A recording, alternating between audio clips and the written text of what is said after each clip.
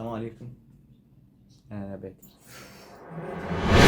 هو يعني ايه فيجيتيريان؟ مبدئيا كده مش يعني باكل خس وجرجير، انا باكلهم بس عادي زيك كده، مش لازم كل يوم ابقى بفطر خس واتغدى جرجير واتعشى بقدونس والكلام ده خالص. ده اللي بياكل ده اللي بياكل خس وجرجير وبقدونس، مش انا. اوكي.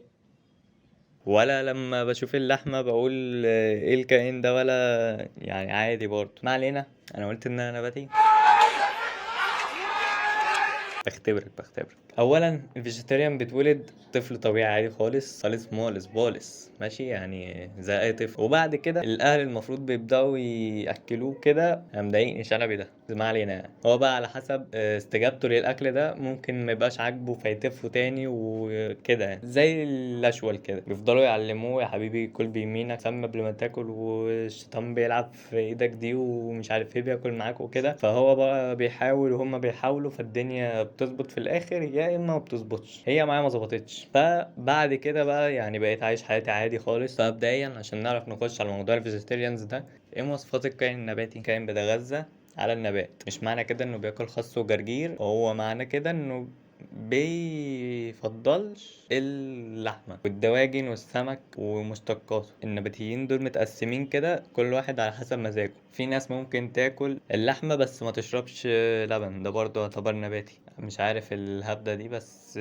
البيض بقى هو اللي انا متأكد منه. في ناس ممكن تاكل الفرخة وما تاكلش البيض، ده كده غالبا بيستهبل، ولا نباتي ولا حيواني حتى. ما علينا. اتكلم عن نفسي، انا واحد كائن نباتي او شبه نباتي، عشان باكل لانشون وكفتة وبشرب لبن وباكل بيض والدنيا حلوة. السمك تقريبا ما جيتش جنبه. سؤال برضو اللي ابراهيم ساعدني فيه، بتاع النباتيين بيعيشوا ازاي او يومهم بيبتدي ازاي وبيخلص ازاي. عادي خالص، بصحى بفطر باكل بشرب بتغدى، مفيهوش اي حاجة جديدة، مفيهوش اي حاجة مختلفة عنك، غير بس في الاكل كده انت بتاكل لحمة، هو بياكل الرز مع اللحمة.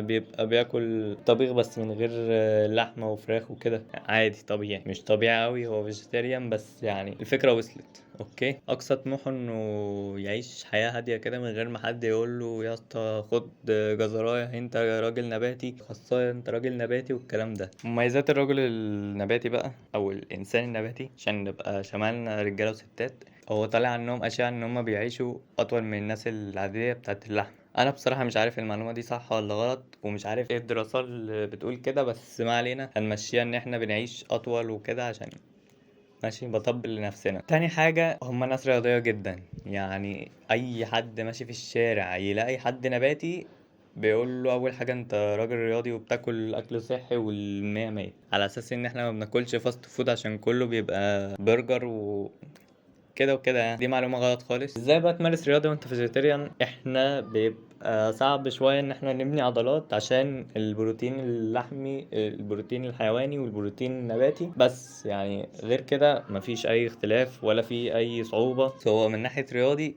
فانا فعلا رياضي، فالبروتين النباتي بيبقى ضعيف، فبيحتاجوا يزودوا الجرعة، فانا مش مزود الجرعة، فزي ما انت شايف كده. الحمد لله. ده الجانب الرياضي. الجانب الاقتصادي مش هتكلم عليه. شوف البيضة دلوقتي بكام، لو واحد نباتي ما بياكلش بيض. كيلو اللحمة بكام، الفراخ والسمك. انا مش هتكلم كتير يعني، انت اضرب نفسك. فده بالنسبة للاقتصاد. الجانب الاجتماعي، اللي هو اهم حاجة في الاعياد، كل سنة وانت طيب، في عيد الاضحى جاية وكمان كام يوم. ده بص، مبدئيا كده المفروض كده يعملوا مكان خروجه كده نروحها احنا كناس نباتية، ملناش دعوة باللي بيحصل في العيد. يعني معلش، المناسبات انا هروح اعمل ايه في عيد اللحمة؟ هعمل ايه؟ مش عارف. بقعد كده اتفرج عليهم وهما بيذبحوا، مية مية، ما عنديش مشكلة في الذبح، بس مبدئيا كده الاجتماعية بالسالب. ما تجيش في مناسبات فيها لحمة، اوكي؟ ولا عزومات، عشان عزومات مفيش عزومه من غير لحمه. مفيش كلام، خلاص بالسالب. الحاجه التانية بقى، كلم انت واصحابك يلا رجاله نجيب وجبات مش عارف ايه، وهنروح فين ومش عارف ايه. يعني انا عن نفسي كانوا يقولوا هنجيب شاورما فراخ وبطاطس ومش عارف ايه، اقول لهم هاتولي معاكم ماشي سندوتش بطاطس من غير فراخ وحاجه كده غريبه سوري ومش عارف ايه. ولو كان جه فراخ في الاوردر كنت بلبسهم للي طلب، وخلاص الدنيا حلوه مية مية. جربت اكل قبل كده بس ما كانش احسن حاجه، كده على طول وخلاص. انما بقى نيجي لواحد والبت بتاعته، لا لا لا لا لا، مش هينفع خالص، مش هينفع نهائي اصلا يعني. ولا لما تبقى معزوم عند انا سايبك، الجوازة باظت. وبعدين تفكر كده في الموضوع، او انا يعني ذات نفسي افكر في الموضوع، اروح اقول لهم يا جماعة معلش، راجل نباتي بجد مش هينفع، مش هيعدي على خير، لا. من السلبيات بقى الجامدة أوي أوي أوي، يعني أنا واحد دلوقتي هتم ال 18 سنة كمان، اللي هو شهر 8 يعني. ما تجيش أنت بقى يعني، بص بقى لي كام سنة ستريت، سترايك، باك ليفت، باك رايت، اللي هو كل ده نباتي. هتيجي أنت تقول لي طب ما تجرب، طب ما أنا طبيعي يا اسطى، يا اسطى، يا اسطى، يا اسطى، بقول لك 18 سنة يا اسطى، إيه يا اسطى، بقول لك 18 سنة نباتي. هستناك انت تيجي تقول لي جرب؟ ما تجرب انت تمسك لسانك وتقفل على بقك بالموضوع ده يا اسطى. يا اسطى اعرف ان انا نباتي يا اسطى، وما تقوليش كل جزر وخيار وبصل وخس وجرجير وبقدونس.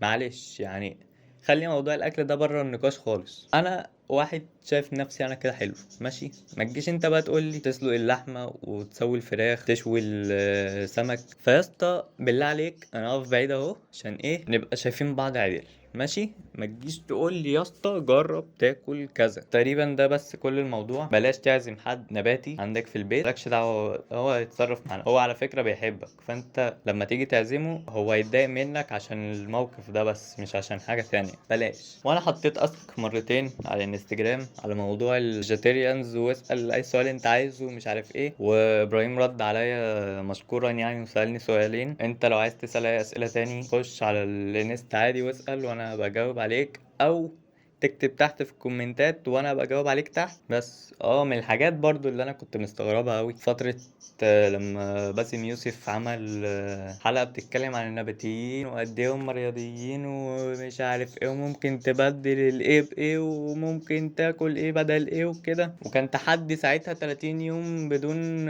لحوم ومش عارف ايه. ويوتيوبرز كتير طلعوا اتكلموا عن الموضوع وقالوا يا جدعان ده صعب، ده انا مش قادر، ده انا دايخ، ده انا.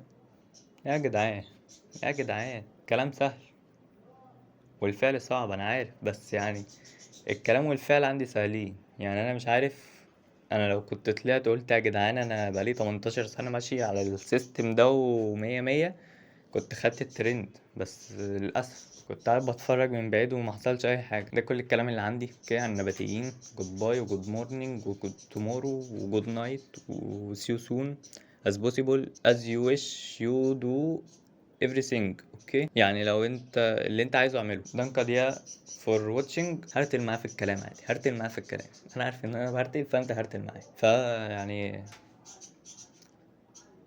جود باي.